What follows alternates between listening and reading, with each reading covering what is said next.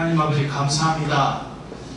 저희들에게 오늘 또 구원의 확신에 관해서 공부할 수 있도록 주님 인도해 주시니 감사합니다.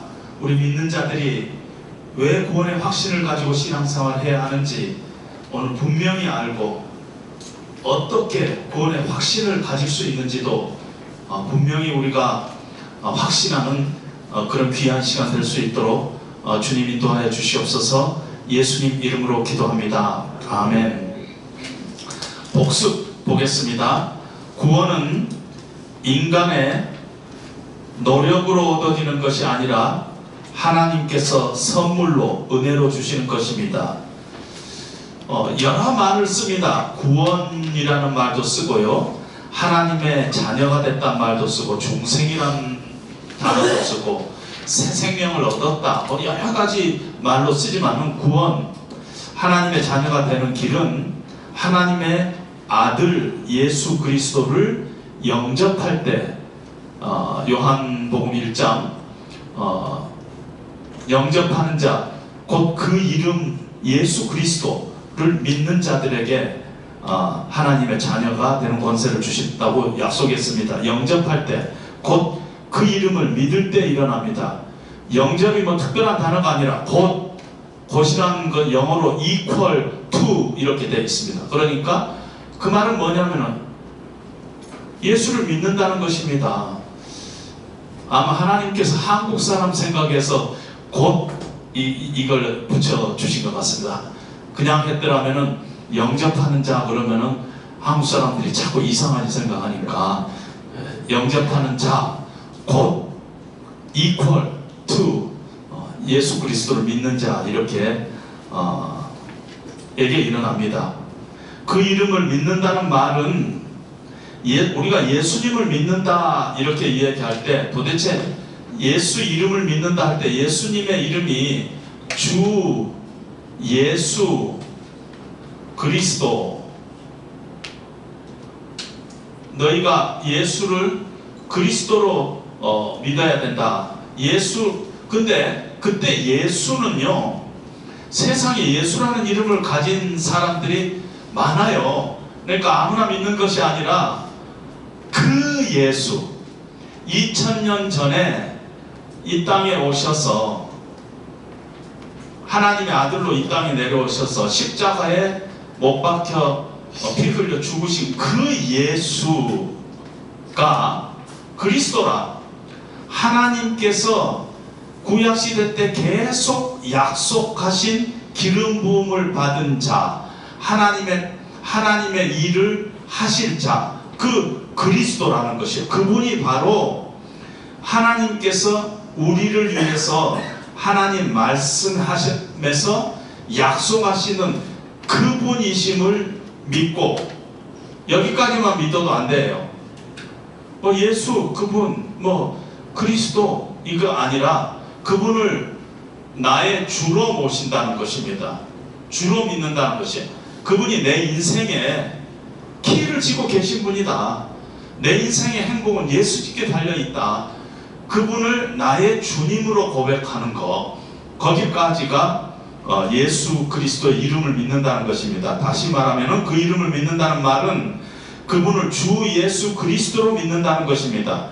구원은 예수님이 구원자죠. 예수는 구원자고, 그리스도, 하나님께서 보내주시기로 말씀하시고 약속하신 그분이심을 믿고, 예수님을 내 인생의 주 로드로 받아들일 때 생기는 하나님과의 영적인 관계 맺음입니다. 영생, 영원한 생명을 얻는 것, 혹은 또 중생, 구원, 하나님의 자녀가 되는 것은 곧 유일하신 참 하나님과 그의 보내신 자 예수님을 아는 것이다 하고 요한복음 17장에 얘기하고 있습니다.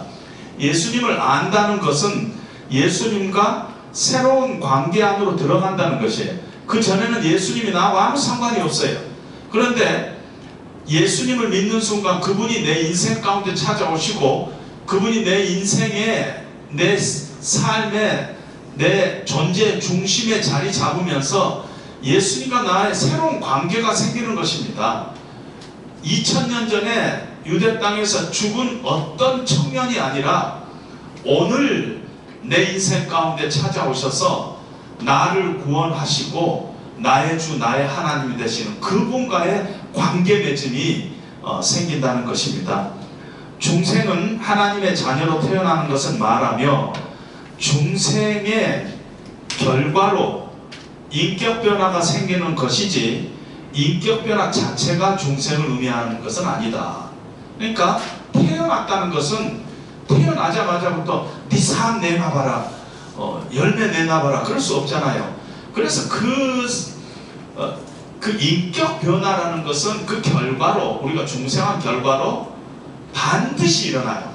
반드시. 왜? 우리 심령 안에 하나님의 씨가 떨어졌으니까 그 씨는 반드시 자라게 돼 있어요. 그런데 구원파가 뭐가 나쁘냐면요, 중생은 우리의 삶과 상관이 없는 것이다. 그 말은 틀리지는 않아요. 틀리지는 않아요. 근데 어떤 식으로까지 표현하냐면은 우리의 구원은 우리 삶과 무관한 일이기 때문에 구원받은 후에 우리가 아무리 나쁜 짓을 해도 우리는 천국 간다. 그건 아니에요. 무슨 말이냐면 그 천국 간다 한다가 아니라 그렇게 생각하는 것이 틀렸다는 것이에요. 그러니까 이런 식으로까지 표현해요. 우리가 예수님 영접하고 나서 그냥 우리 인생 개판 쳐도 우리는 천국 간다. 그건 아니라는 거예요. 왜냐하면은 그게 중생의 결과로 반드시 인격 변화가 생기게 돼 있다는 것이에요. 인격 변화 그 자체가 중생은 아니지만은 반드시 생명이기 때문에 하나님의 씨가 그 안에 떨어져 있기 때문에 반드시 어떤 모양이든지 어떤 시기로든지 시간이 좀 걸리더라도 반드시 하나님 안에서 삶의 변화가 생긴다. 이렇게 우리는 봐야 된다는 것입니다. 그러지 구원 끝 그때부터 마음껏 해도 그거는 공식으로 예수를 믿는 거하고 비슷한 것입니다. 그게 아니라는 것입니다. 그래서 이제 이 부분이 왜 우리가 중요하냐면요, 자꾸 우리 한국 교회가 어려워지니까 이 칭의론에 관해서 여러 가지 문제들이 지금 서로 디베이트를 합니다. 분명한 것은 칭의하고 성화는 다른 거지만 칭의 안에 성화가 저 깊이 DNA로 숨어 있다는 것입니다. 그래서 그리스도 안에서 정말 중생한 하나님의 자녀는 반드시 하나님 안에서 열매 맺는 삶을 살게 되어 있다는 것입니다. 그런데 내 삶 가운데 내가 예수를 믿고 나서 오랜 신앙생활을 했는데 예수 믿기 전하고 나하고 똑같다. 그때 내가 가졌던 가치관, 그때 내가 가졌던 뭐 삶의 프라이어리티, 모든 게 내가 똑같아. 그러면 혹시 요게 아직 안 돼 있을 가능성이 있지. 내 인생 가운데 예수님이 주로 우리가 다가오지 않다면은 그거는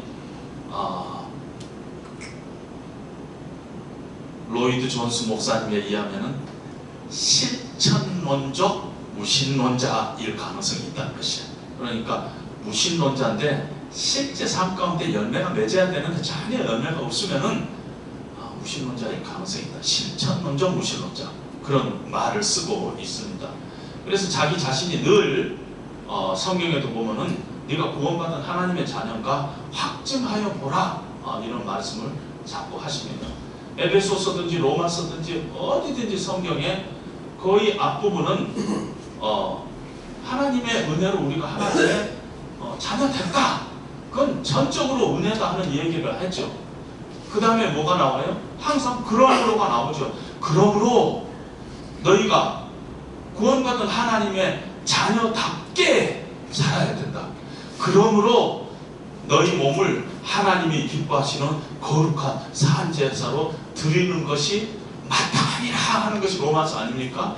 그런 부분을 우리가 함부로 등한시해서는 안 된다 하는 것입니다. 오늘 이제 구원의 확신 문제를 할 텐데요. 제가 우선 질문을 한번 드려보겠습니다.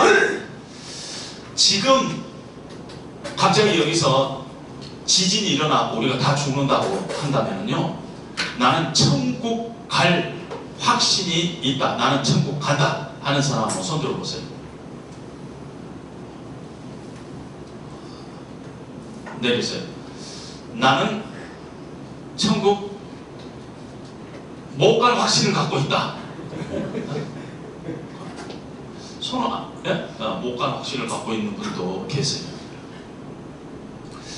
근데 참 묘한 게, 제가 옛날에 섬기는 교회, 다른 이웃 교회에서 한 20년 이상 신앙생활 하시던 분이 우리 교회로 이렇게 오셨어요. 제가 그분을 알아요. 뭐 같은 조그만 동네니까 저분이 어느 교회 다니던 집사님이다 하는 것을 알고 저희 교회 오면은 이제 저하고 성경 공부를 같이 합니다. 아무리 다른 교회에서 장로님을 하셨다 할지라도 저하고 성경 공부를 이렇게 같이 하는데, 그 집사님하고 성경 공부를 하면서 제가 이런 비슷한 질문을 했어요. 그랬더니 자신 있게 저는 지옥 갈 확신을 갖고 있습니다 하고 얘기하더라고요. 그래서 참 용감하다. 어떻게 지옥 갈 확신을 가지고 이렇게 오랫동안 신앙생활 해왔는가, 이제 그런 생각을 하고 있는데, 갑자기 목사님 질문이 있어요. 그리고 손을 드는 거예요. 그래서 네, 그 클래스에서는 마음껏 질문하게 돼 있어요. 네, 말씀하세요. 그런데요, 우리 아버님은 지옥 간대요. 그래서 집사님 어떻게 지옥 간가 아세요? 어떻게 그렇게 확신하세요? 그랬더니 죽을 때 얼굴이 평안하지 않은데요. 그러니까 이렇게 이 천국 가는 사람은 얼굴이 다 평안하다는데, 우리 아버지는 죽을 때 어디 이러고 죽으셨는가 모르겠어요. 저도 그렇고 죽을까 모르니까 이러고 아프면 아픈 척, 아프다가 죽을 거 아니에요. 그래서 찡그리고 죽었다는 거야. 그래가지고는 지옥 가 있을 거라는 거야. 의외로요, 20년 이상 신앙생활 하시는 분인데도 의외로 이상한 확신을 갖고 있는 것을 봅니다. 그게 우리 한국교회 한 우리의 지금 부분입니다.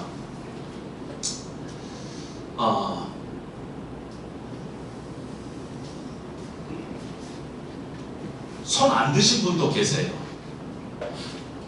아직 모르니까. 손 드신 분은 손 드신 분대로 이유가 있을 거고, 또 구원의 확신을 손 안 드신 분도 안 드신 분대로 이유가 있어요. 그런데 제가 조지아에서 학생 때요, 거기에 부흥회를 했어요. 그래갖고 부흥 목사님이 오셔가지고 이런 비슷한 질문을 했어요.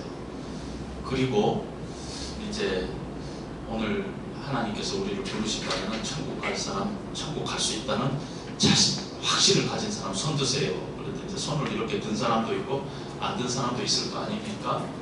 근데 그때 그날 밤에 어떤 집사님이 제 아내한테 전화가 왔어요. 집사님은 신앙생활 그래도 열심히 하시니까 손 든 거 제가 이해가 가요.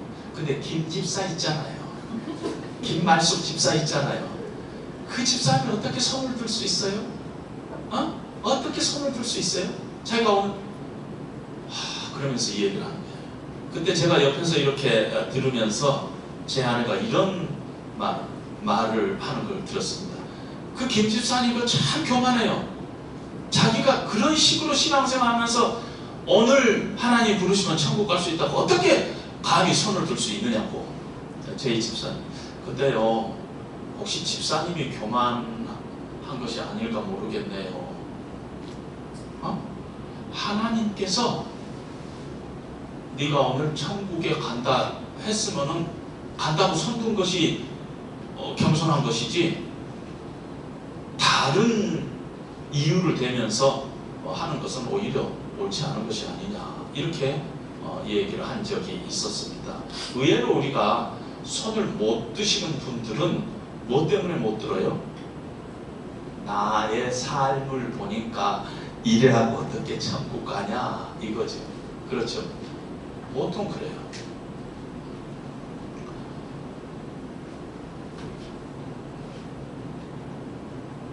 내 속에 내가 정말 천국 갈 자격이 있느냐, 이것 때문에 고민이 생긴다는 것입니다. 그래서 나는 천국 갈 자신이 없다, 이렇게 손을 드는 것입니다. 어떤 면에서 구원에 대한 확신이 없습니다. 그러면은 제가 다른 질문을 하나 드리겠습니다. 구원의 확신이 없는 분은 천국 갈 수 있어요? 없어요?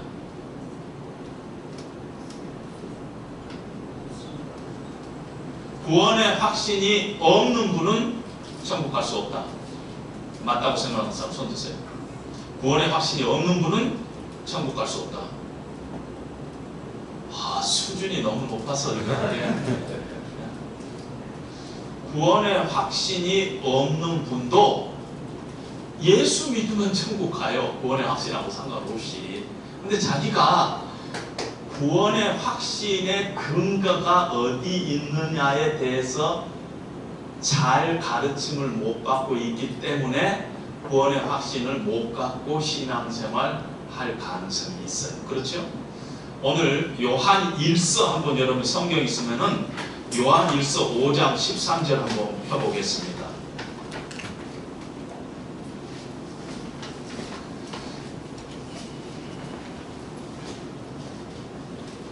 요한 1서 5장 13절에 보면요, 내가 하나님의 아들의 이름을 믿는 너희에게 이것을 쓰는 것은 너희로 하여금 너희에게 영생이 있음을 알게 하려 함이라. 지금 요한 1서를 받는 독자들에게 지금 쓰고 있습니다. 가번 문제 보세요. 이 편지는 구원받은 사람에게 쓰여졌습니까? 아니면 구원받지 못한 사람들에게 쓰여졌습니까? 구원받은 사람들이죠. 왜? 내가 하나님의 아들의 이름을 믿는 너희에게 이것을 쓴 거니까. 지금 요한 1서의 편지를 받은 사람들이 다 하나님의 아들 예수 그리스도를 믿는 사람들이에요. 그런데 이것을 쓰는 것은 너희에게 영생이 있음을 알게 하려고 지금 이 편지를 쓴다는 것입니다. 너희가 영생 가졌다, 네 지금 죽어도 천국 간다, 이 말을 확신을 심어주기 위해서 이 편지를 썼다는 것입니다. 나아가 그러나 이 글을 받은 사람들은 영생을 갖고 있는 것을 알고 있습니까? 없습니까? 적어도 일부 이 교회라면 교회 성도들이 자기가 예수를 믿는데도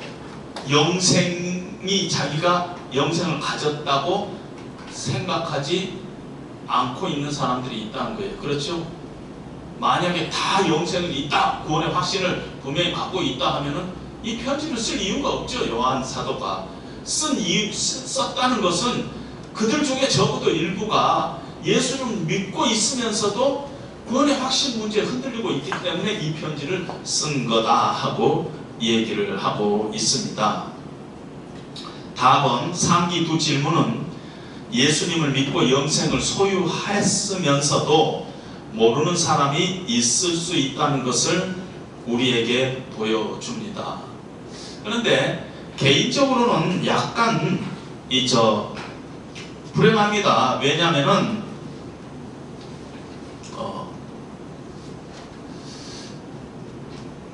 이런 거하고 똑같아요. 서울에서 부산까지 가는데 서울에서 이렇게 부산까지 이렇게 갑니다. 그런데 내가 허둥지둥하면서 기차를 딱 올라탔어요. 근데 무슨 여객 안내원들도 없고 그래가지고 이게 도대체 내가 밖에 탔는가? 그래. 근데 기차가 막 지금 갑니다. 가는 동안에 사람을 찾았는데 없어요. 근데 자꾸 아까 처음에 탈 때 부산 이렇게 써진 것 같기도 하고 강릉 그렇게 써지는 것 같기도 하고 약간 헷갈리는 게 강릉 같기도 하고 그러는 동안에 기차 가는 동안에 어떤 일이 생겨요? 좀 불안하죠. 불안하죠. 이게 뭐 자리에도 앉지 못하고 사람 누구 오면 물어봐야 될 텐데 그러면서 혹시 내가 지금 강릉 걸 탔으면 어떻게 하나? 아 이런 게 있어요. 제가 지난 주간에 여수를 2박 3일간 이렇게 갔다 왔는데요. 저 익산에서 갈아타는데 이제 딱 지금 기다리고 있습니다. 앞으로 한 5분 있으면은 이제 서울로 가는 SRT를 갈아탑니다. 근데 무슨 이 얘기를 하다가 제 아내하고 기차가 타고 오는 거예요. 탁 탔어요. 둘이. 딱 가서 이제 우리 자리를 딱 봤더니 어떤 사람이 앉아 있는 거예요. 요즘 보통 앉아 있지 않거든요. 앉아 있어서 우리가 제 자리 우리 자리인데요. 그랬더니 일어날 생각도 안 하고 딱 이렇게 하더니 자기 저 스마트폰으로 딱 보는 거예요. 그러더니 우리한테 딱 보여주는 거예요. 그러면서 맞다는 거예요. 7C 맞다는 거예요. 우리가 7CD인데 맞다는 거예요. 그래서 뭐가 잘못됐나? 그러는 순간 그 사람의 차표의 시간을 딱 보니까 우리보다 5분 앞에 또 기차가 하나 지나가고 있더군요. 우리는 5분 전에 그 기차를 탄 거예요.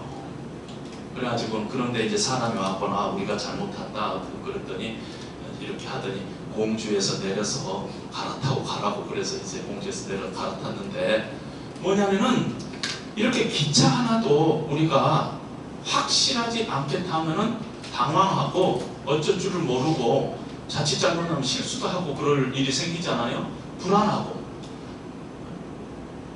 그게 그런데 그 사람이 정말 막 불안 해가지고 잠도 제대로 못 자고 먹을 것도 제대로 못 자고 그런데 그 기차는 어디에 가서 내릴까요? 부산 가서 내립니다. 부산역 그럼 아이고 내가 잘 탔네. 그리고 내립니다. 그동안에 그런데 문제는 뭐냐면은 그 기차 타는 동안에 편안하게 잠도 제대로 못 자고 뭐 음악도 제대로 못 듣고 그냥 혹시 이거 강릉가 탄 거 아닌가 강릉가 탄 거 아닌가 하는 그런 상태로 갈 뿐이지 도착지는 부산이에요. 그렇죠? 부산이 만약에 천국이라면 예수를 믿는 한 원의 확신을 못 가지고 있다 할지라도 도착지는 천국이에요. 천국에 갑니다. 예수를 믿는다는 것 때문에. 그런데 불안하죠. 확신을 못 가지면 늘 불안하죠. 하나님과 우리의 관계에서 구원의 확신이라는 것은 하나님은 나의 아버지요 내 인생의 주권자시요 나의 구원자시요 이걸 고백하고 확신하는 건데 만약에 내가 예수님을 믿고 다 믿고 그러는데 확신을 못하고 있다면 내가 천국을 갈까? 정말 예수님 나를 구원할까? 구원하실까? 이렇게 자꾸 의심하게 되면 문제가 뭐가 생기냐면 관계의 문제가 생겨요. 그렇죠?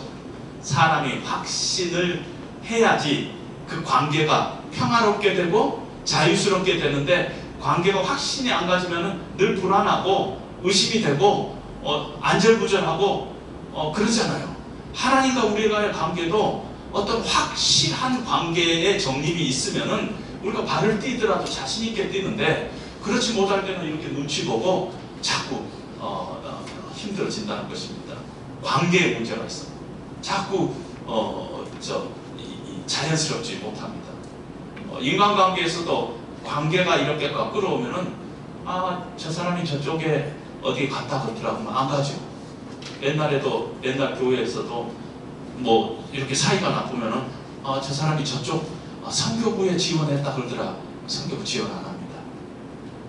이쪽 구제부 지원하고 이런 어떤 관계에 불편함이 있을 때 우리 인간 관계에서도 이런 불편함이 있으면은 서로 진정한 사귐이 없어진 것과 마찬가지로 하나님과의 우리의 관계에서도 그런 어떤 확신이 없으면은 자꾸 불편함이 생기고 관계에 있어서 자연스러움이 없어진다는 것입니다. 그래서 예수를 믿으면서도 구원의 확신을 못 가지고 신앙생활하면은, 예수를 믿으면은 그 안에 영생이 있으면 영생이 있다는 것은 분명한데, 신앙생활하는 동안에 약간 불행하게 신앙생활하는 거예요. 그런 문제가 있다는 것입니다.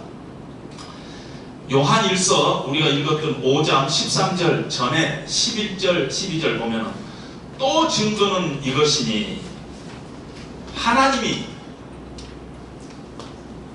우리에게 영생을 주신 것과 이 생명이 그의 아들 안에 있는 것이니라. 아들이 있는 자에게는 생명이 있고 하나님의 아들이 없는 자에게는 생명이 없느니라. 가번 요한의 편지를 받은 사람들이 자기들이 영생을 소유한 것을 몰랐던 것은 영생을 소유하는 조건이 무엇인지를 몰랐기 때문입니다. 이 구절은 그 조건이 무엇인지를 나타냅니다.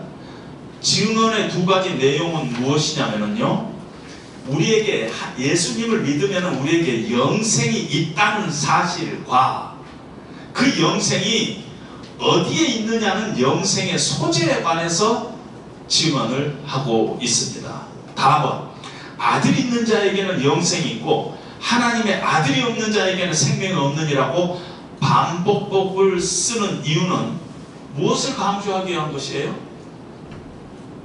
영생을 소유하는 근거가 그냥 아들 하나에 있다는 것이, 뭐 딴 거 생각하지 말라는 것이, 아들이 있는 자에게는 영생이 있고 하나님의 아들이 없는 자에게는 생명이 없느니라. 이 아들 하나에 있다는 것이 예수 그리스도 그분 한 분 안에 있다는 것입니다. 구원이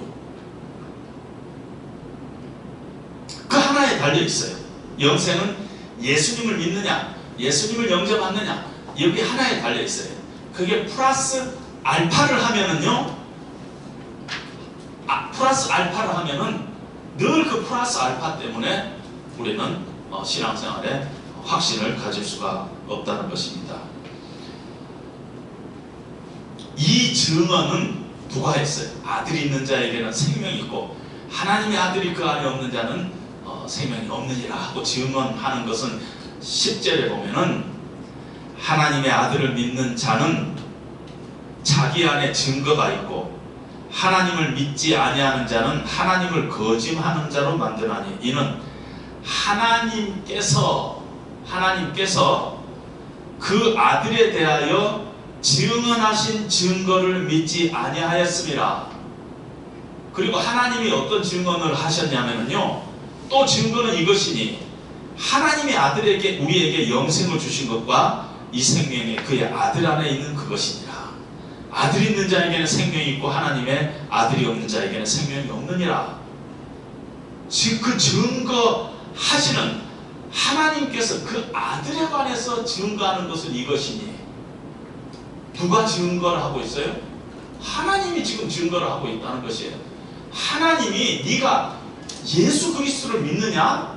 그러면 네 안에 영생이 있다 하는 것을 다른 사람도 아니고 하나님이 증거하고 있다는 것입니다. 그러니까 우리는 믿을 수 있다는 것입니다. 그것이 얼마나 확실하냐면요, 사실은 이제 우리가 이렇게들 얘기하잖아요. 우리가 여기 있어요.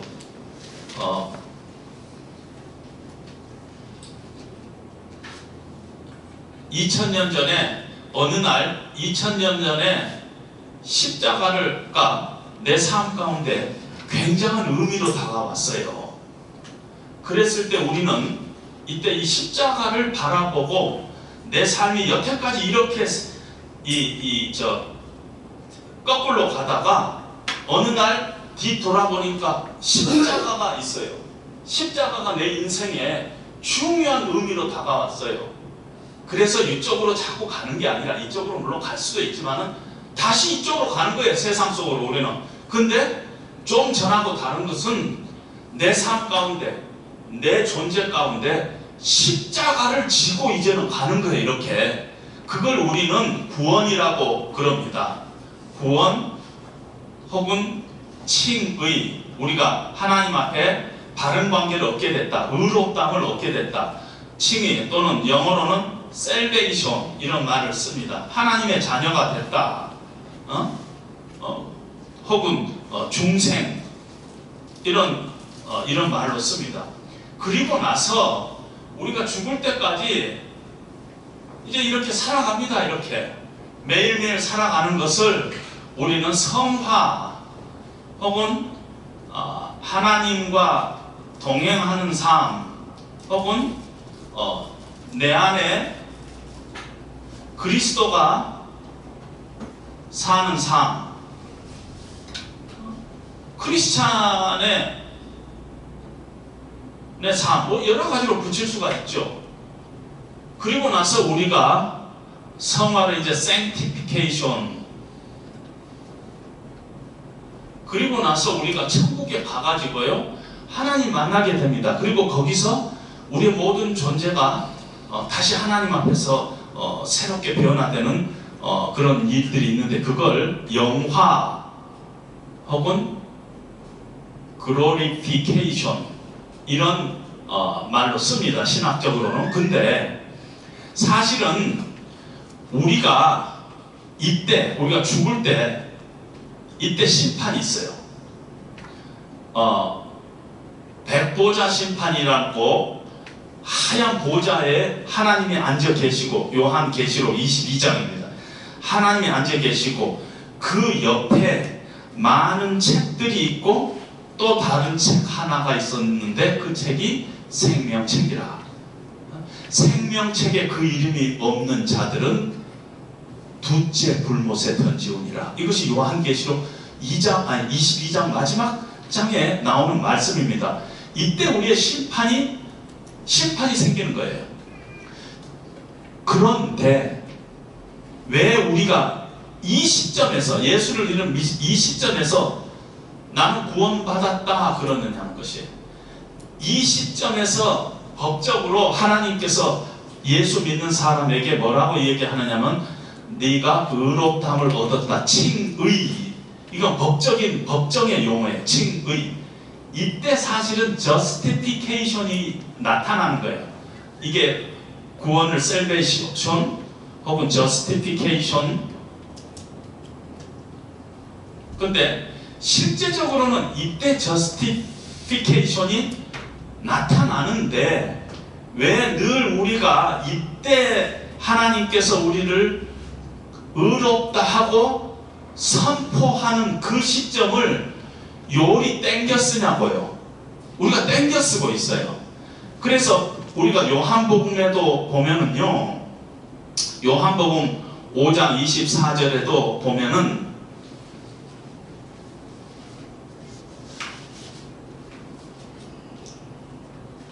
내가 진실로 너희에게 이르노니 내 말을 듣고 또 나 보내신 이를 믿는 자는 영생을 얻었고 심판에 이르지 아니하나니 사망에서 생명으로 옮겼느니라. 예수님 믿으면은요 영생을 얻었고 사망에서 심판에서 사망에서 생명으로 옮겼다는 것이에요.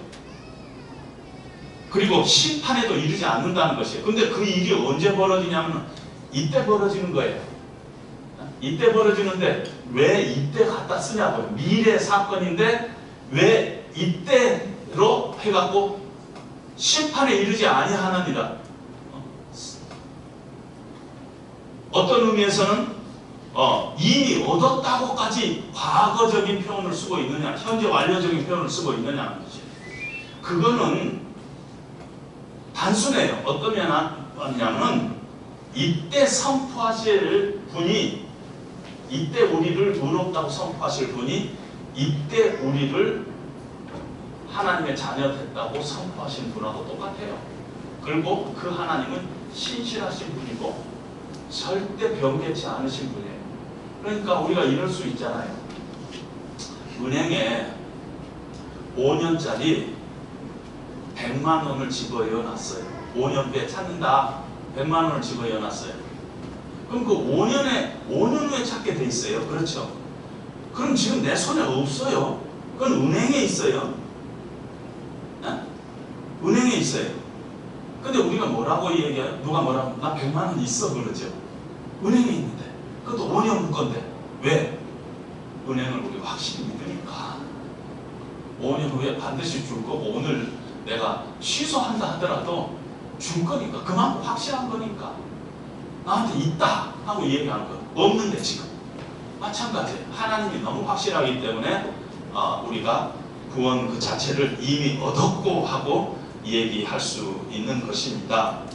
그래서 우리가 구원의 확신 문제는 늘 이렇게 생각해야 돼. 우리가 기차를 다시 예를 들면은요, 기차에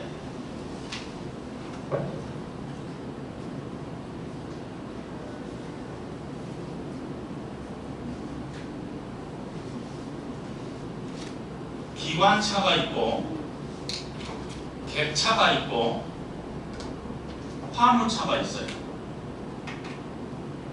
이렇게 지금 부산에서 서울로 오고 있어요. 그런데 이 기차가 무슨 힘으로 가요? 기관차의 힘으로 가죠. 앞에 여기 엔진이 다 있어가지고. 이게 하나님의 말씀 혹은 말씀의 내용, 이거예요. 객차는 느낌이에요. 느낌. 그런데 어느 때 보면은요, 이렇게 이렇게 하죠. 격차를 믿음이라고 하고, 이걸 느낌이라고 합시다. 화물차가 느낌으로, 화물차가 서울로 이 차를 움직이는 거 아니잖아요. 이 안에는 화물만 실려져 있기 때문에. 근데 우리가 구원의 확신 문제를 늘 느낌이 먼저 오는 것으로 생각하는, 내 느낌상 이게 아닌데, 내 느낌상 이게 아닌데, 내가 내 자신을 보니까 나는 구원받은 하나님의 자녀가 아니야. 이런 식의 화물차가 움직이게 생각하는 거예요. 거꾸로. 그런데 중요한 건 하나님이 증언하신 거예요. 하나님의 말씀이 영접하는 자, 곧 그 이름을 믿는 자들에게는 하나님의 자녀가 되는 권세를 주셨으니, 성경이 약속했어요. 하나님을 믿고 내가 보내신 자 예수 그리스도를 믿는 자들에게는 영생이 있다. 그리고 사망에서 생명으로 심판에 이르지 않는다고 하나님이 약속했다.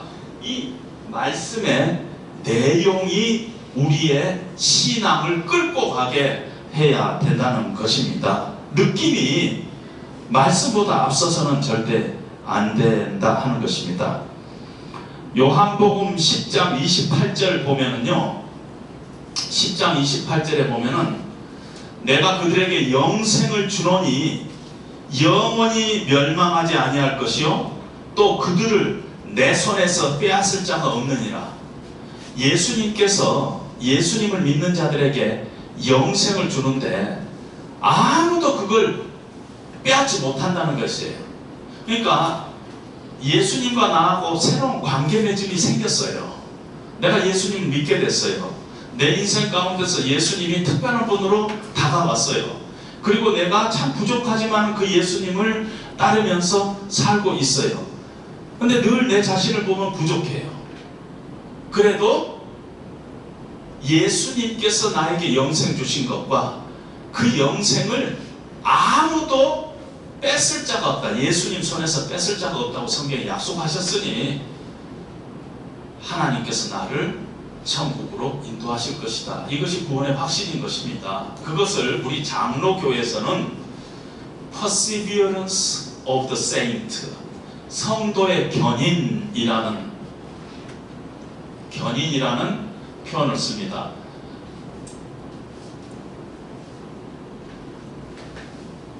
Perseverance of the Saint.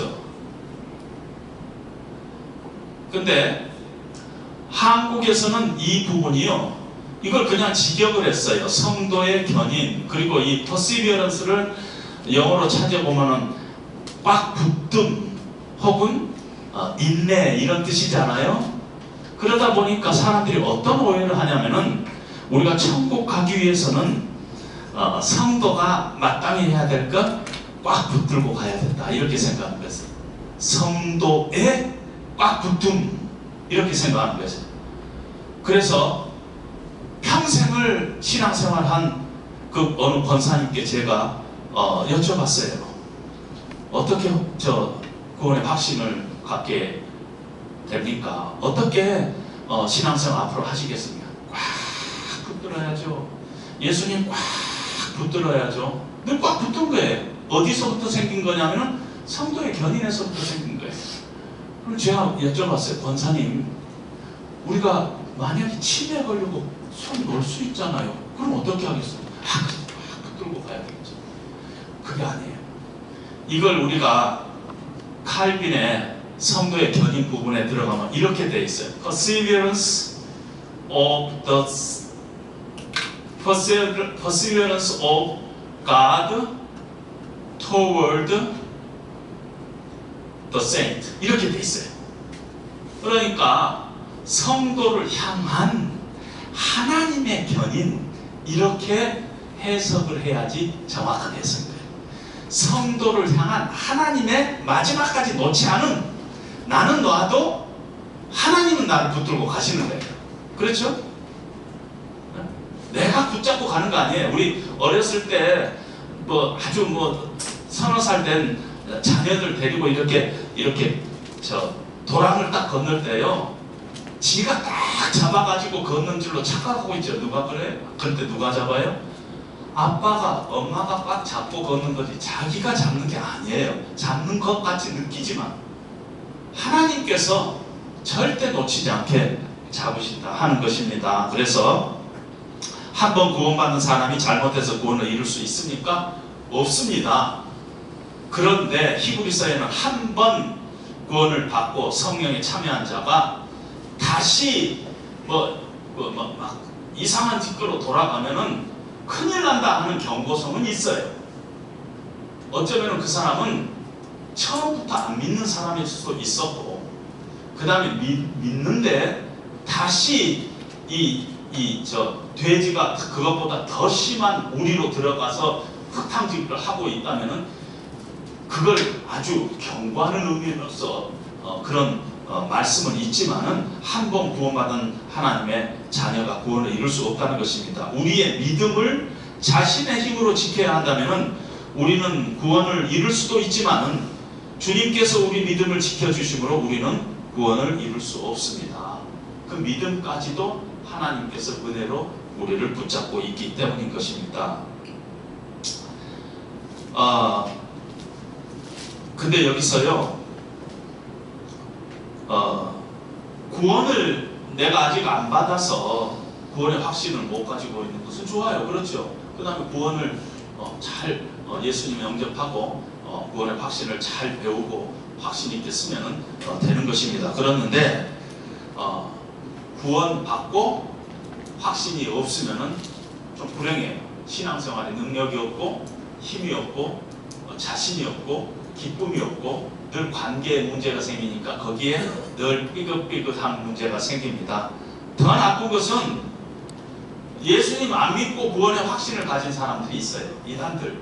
그 다음에 옛날에 예수님 당시에 바리새인들 있는 사람, 자기 열심히 예수님 믿는다고 생각했지만은 하나님 믿는다고 생각하죠. 예수님 안 믿는 거죠. 그런 경우도 있습니다.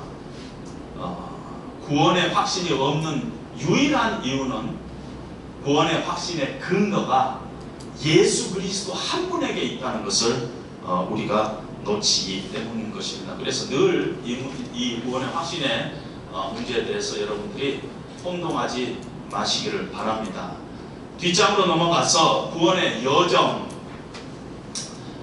어떤 신학교 교수님이 기차를 타고 가는데 어떤 그 성도 아주머니가 이렇게 와가지고 전도 같은 것을 하시는 거예요. 신학교 교수님에게. 어떻게 하냐면 혹시 구원 받으셨습니까? 하고 묻습니다. 그랬더니 그 교수님이 가만히 있다가 받은 구원을 의미합니까? 받는 구원을 의미합니까? 받을 구원을 의미합니까? 그러니까 갑자기 혼동이 되는 거예요. 이게 지금 이 사람 무슨 소리를 하느냐. 근데 우리나라에서는 약간 이런 경향이 있어요. 당신은 구원을 받았습니까? 그때 머뭇하면 이 사람은 좀 문제가 있어. 이런 경우가 있어요. 그런데 우리가 이건 알아줘야 돼요. 성경에는요, 구원을 이야기할 때 세 가지로 이렇게 다르게 표현할 때가 있습니다. 과거형이 있어요. 아까 sanctification, 내가 예수 믿을 때 이미 사망에서 생명으로 심판에 이르지 아니하는 그 sanctification, 그 부분이 justification, salvation, 구원, 이 과거적인 거가 있다는 것입니다. 일종의 영의 구원이에요. 내가 영적으로 구원을 받았다는 것입니다. 그런데 현재적인 의미도 있어요. 빌립보서에 보면은 두렵고 떨림으로 너희 구원을 이루라 그랬어요. 계속 이루라, 구원을 이루라. 그럴 때 그 구원은요, 구원이라는 말은 썼지만은 성화를 의미한 것입니다. 그러니까 현재적으로 이제 살면서 크리스찬으로서 하나님 중심적인 삶을 살아가는데 두렵고 떨림으로 늘 하나님 앞에서 너의 sanctification을 이루어 가라. 그 말을 너희 구원을 이루라. 이렇게 표현을 하고 있습니다. 그것은 현재적인 의미고 다른 말로 표현하면은 우리의 인격의 구원 이렇게 얘기할 수 있습니다. 앞으로 받을 구원도 있습니다. 이제 구원이 가까워졌다 하고 로마서의 13장에 얘기합니다. 아니 다 구원 받은 줄 알았더니 구원이 가까웠다는 것이에요. 그건 뭐냐면 우리가 죽고 나서 하나님 앞으로 가는 것을 아까 글로리피케이션, 영화라 그랬는데 이제 하나님 앞에 가서 우리 육체가 다 부활하는 것이에요. 우리 육체가 다 부활해서 하나님 앞에 이렇게 설 텐데 그것을 영화라고 그러는데 그 영화를 때때로 성경에서는 구원이라는 단어를 쓰고 있다는 것입니다. 이제 구원이 때가 가까웠느니라. 앞으로 일어날 일이라는 것입니다. 미래적인 구원을 얘기하고 있습니다. 그래서 구원의 여정 중에서 받은 구원도 있고 받아가고 있는 현재적인 구원도 있고 앞으로 우리가 미래 하나님 나라에서 상급을 받고 영광스러운 하나님 안에서 우리의 몸이 부활한 그런 구원이 있다는 것입니다. 죽음에도 세 종류의 죽음이 있잖아요. 제가 지금 이렇게 나무를 하나 꺾어 왔어요. 이렇게 제가 여러분들에게 묻습니다. 나무를 꺾어 왔어요. 방금 여기서 소나무를 하나 꺾어 왔어요. 이렇게 이 나무가 살아 있습니까? 죽어 있습니까? 죽었습니까? 에? 죽었어요? 왜 죽었다고 생각하십니까? 에? 그렇죠. 그러니까 소나무에 붙어 있어야지 살아있는 거지. 소나무 원가지에서 꺾어져 있으니까 죽은 나무다 이렇게 얘기할 수 있죠. 그런데 어떤 사람이 이렇게 생각할 수도 있어요. 살아있네요. 보세요. 아직 파릇파릇하지 않아요? 그 말도 맞죠. 지금 아직 우리가 이렇게 조사해본 그 안에 세포도 있을 거고 살아있을 테니까. 그 다음에 한 4, 5일 지나고 나면은 바짝 날라버릴 거 아니에요? 이렇게 나무에도 세 단계가 있습니다. 원가지인 소나무에서 띠껴져 나왔으면은 그게 하나님과 분리되는 것과 마찬가지로 우리는 죽었다고 얘기할 수 있어요. 그 영혼이 죽은 영혼이다. 왜? 하나님 원가지인 하나님으로부터 분리되어 있기 때문에 네가 살았다지만 이미 죽은 거나 마찬가지다 하고 얘기할 수 있어요. 그렇죠? 창세기에서도 그렇지 않아요? 네가 이 선악과를 먹는 날에는 정녕 죽으리라 그랬는데 선악과를 딱 먹었어요. 그리고 나서 그 다음에 하는 행동이 뭐였어요? 하나님의 낯을 피했죠. 하나님과 그동안의 아름다운 관계를 유지하다가 하나님께서 선악과 먹지 말라는 선악과를 먹고 하나님께서 네가 먹은 날에는 정령 죽으리라 그랬는데 안 죽었어요. 그리고 하나님의 낯을 피했어요. 근데 그 영적으로 죽은 거라는 것이에요. 하나님과 분리되어 있는 상태라는 것입니다. 그런데 아까 가지가 지금 이게 살아있어요. 이제 꺾었기 때문에 한 3, 4일은 살아있어요. 그게 우리의 생명입니다. 우리가 이 땅에서 육신의 몸을 입고 이 땅에서 살아가는 동안에 예수를 안 믿으면은 원가지에서 꺾여 있지만은 육신의 생명은 살아있는 거예요. 그게 며칠인가는 모르지만은 살아있는 것입니다. 그 동안에 우리는 육체의 생명을 갖고 있다고 얘기할 수 있어요. 정령 죽으리라 했지만은 그 다음에 아담이 960세가 죽었죠. 그러니까 그 동안의 삶, 우리 같으면 요즘 같으면 한 90세 그 정도 삶을 우리는 육신의 생명이 있는 삶이라고 하죠. 근데 우리는 굉장히 길게 생각을 하는데 성경은 우리 육신의 삶을 뭐라고 이야기하냐면은 밤의 한 경점과 같다고 얘기합니다.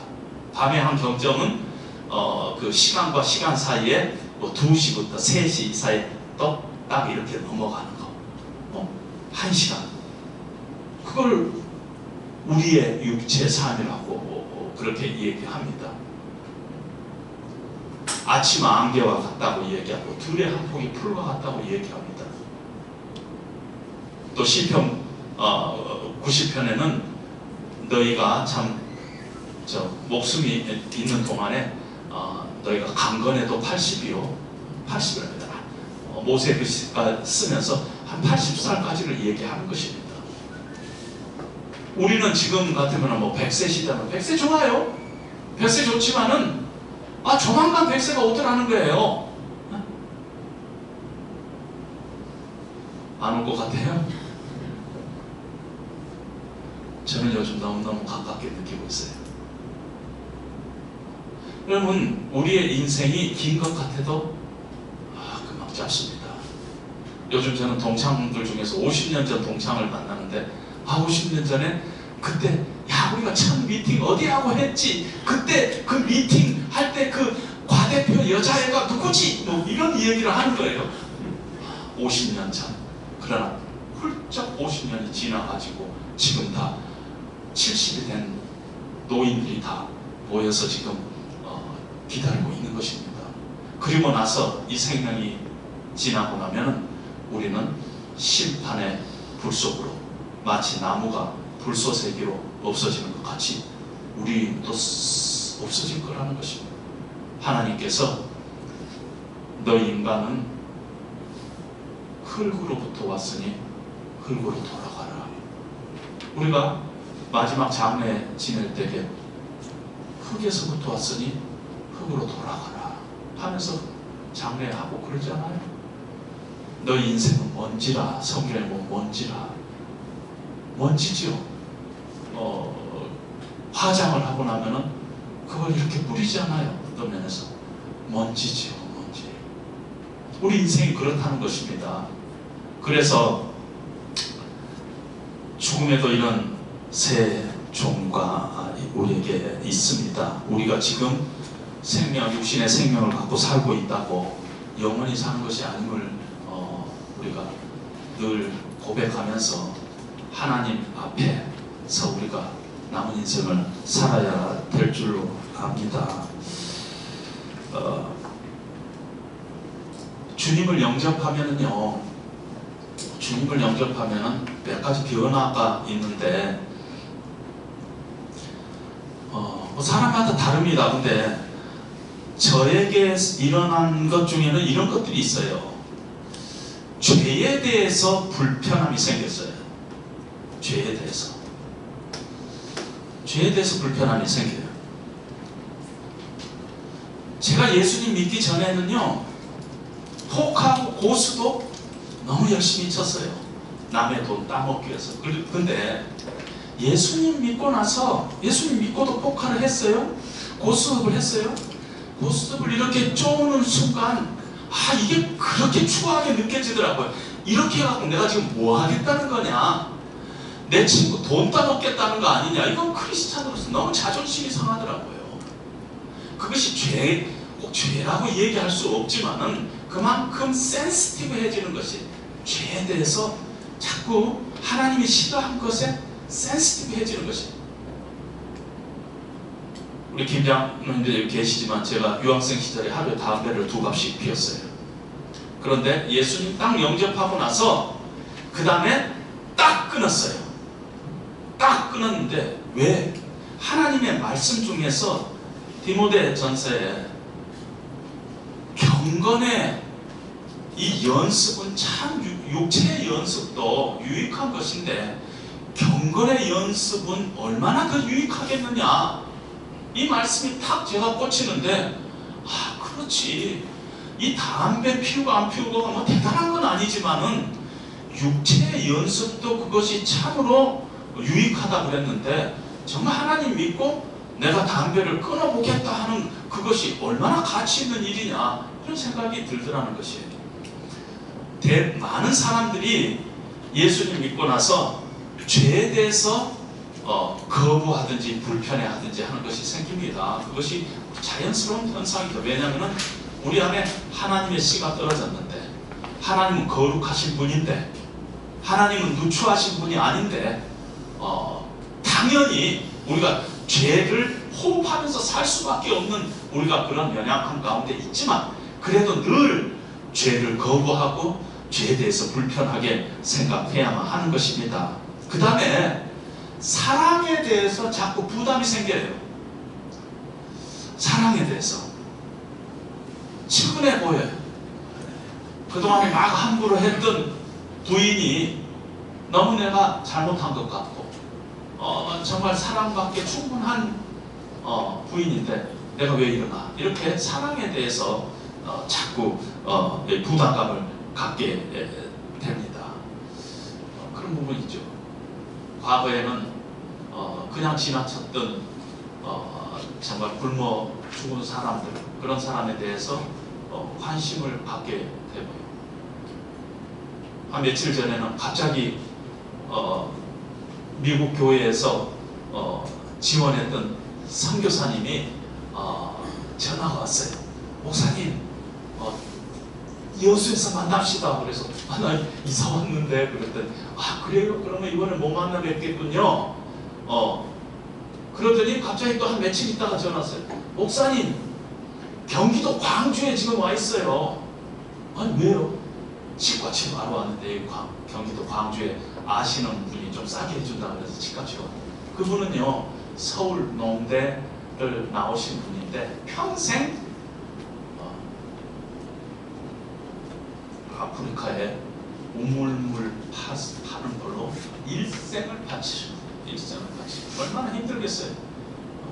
그래서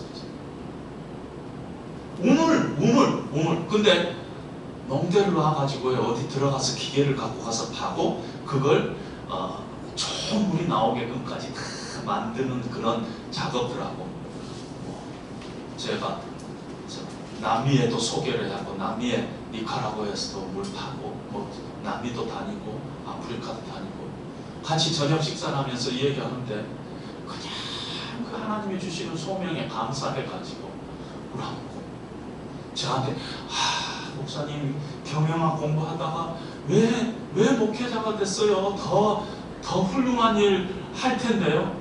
무슨 소리예요? 하나님께서 선교사님 같은 분을 사용하셔서 평생 우물물 파가지고 아프리카의 그 사람들을 위해서 평생을 헌신하는, 그런 우리가 생각해 보면은요, 사랑에 대해서 자꾸 이렇게 부담감이 느끼니까 그런 거 아니에요. 지금도 그 사람들을 생각하면서 어쩔 줄을 몰라 하는 것이, 그런 부담감이 생기는 것입니다. 크리스찬들이 가깝게 느껴질 때도 있어요. 옛날에는 예수 믿기 전에는 예수 믿는 사람들이 쪼다같이 보였어요. 쪼다같이. 저는요 회사를 다닐 때 예수를 아직 안 믿었어요. 근데 교회에서 집사 직분도 주고 교사가 돼가지고 큰 교회에 이제 철야 기도회를 가게 됐습니다. 교사 철야에 철야 기도회 하는데 집사님 오늘 밤 나오세요. 그래갖고 금요일 밤에 철야 기도회가 뭔지도 모르고 나갔는데 문을 딱 12시인가 딱 닫으면서 새벽 4시까지 기도한다는 것이에요. 아까운데 성가대실에서 저는 제 인생에서 지옥을 경험했어요. 지옥. 철야 기도하는 것이 지옥이더라고요. 지옥이죠. 그러는데요, 거기에서 기도하던 그 청년 집사님들이 나와가지고 이제 또 어느 때는 이렇게 나와가지고 기타를 치면서 찬송을 부르는데, 그때 유행하는 찬송이 뭐였냐면요, 우리들의 무기는 육체가 아니요, 이런 찬송을 막 부르는 거예요. 저는 아직 예수는 안 믿는데 제가 속으로 아주 이상하게 생겨요. 예수 믿는 남자애들은 다 고장가? 이렇게 생겼어요. 우리들의 무기는 육체가 아니라니. 아니 우리가 자랑하고 육체밖에 없는데 육체가 아니라니. 근데 그 노래를 부르는 집사님이 또 미쳐 말라가지고 정말 그러는가? 그러니까 이 예수 믿는 사람들이 그냥 다 쪼다같이 보이고, 이게 뭐 웃기는 애들이 나와가지고 우리들의 무기는 육체가 아니라 기타 치면서 부르고 있는 거예요. 예수 안 믿을 때. 그러나 예수 믿고 나면은 그게 다 이해가 되고, 내가 옛날에 저 쪼다짓거리 아닌가 하는 그것이 그게 아니구나. 그게 아니구나. 그런 생각을 갖게 됩니다. 위선자같이 느껴졌는데 어느 틈엔가 예수를 믿는 내 안에 하나님이 싫어하는 위선을 발견하고 가슴을 치고 하는 것들이 이제 생긴다는 것입니다. 그래서 우리가 구원의 확신을 갖고 하나님을 섬기면 반드시 변화돼요. 왜냐하면 내 노력이 아니라 내 안에서 역사하시는 성령님이 나를 가만히 두지 않으세요. 그래서 어떤 뭘 행동으로 뭘 열심히 하고 어떻게 그런 것으로도 나타나지만은 내 생각이, 내 가치관, 내가 좋아하고 싫어했던 것들이, 내 인생의 프라이어리티가 자꾸 바뀌게 되는 것을 우리가 스스로 확증할 수가 있습니다. 그럼에도 불구하고 구원의 확신은 늘 어디에 기초해요? 하나님의 말씀이 어떻게 나에게 증거하고 있는가. 하나님의 말씀에서 늘 답을 찾을 때 우리는 어떠한 환경 가운데서도 흔들리지 않고 다시 하나님 앞으로 뛰어갈 수 있게 될 것입니다. 그런 것을 잊지 마시고 늘 기억하시기를 다시 한번 부탁드립니다. 기도하겠습니다. 하나님 아버지 감사합니다. 구원의 확신에 관해서 우리가 다시는 흔들리지 않기를 원합니다. 구원의 확신이 나에게 있지 않고 하나님의 약속의 말씀 안에 있음을 저희들이 믿습니다.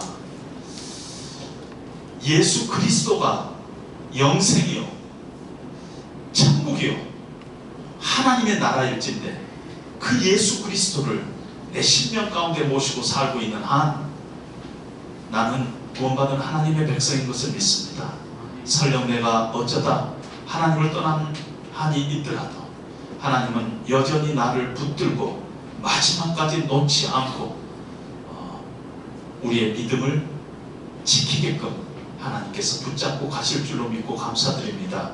그 확신을 가지고 남은 인생을 우리가 최선으로 하나님 앞에 올려드리는 저희들 될 수 있도록 주님 도와주시옵소서. 예수님 이름으로 기도합니다. 아멘. 시작을 조금 늦게 시작해서 끝나도 조금 늦게 끝났습니다.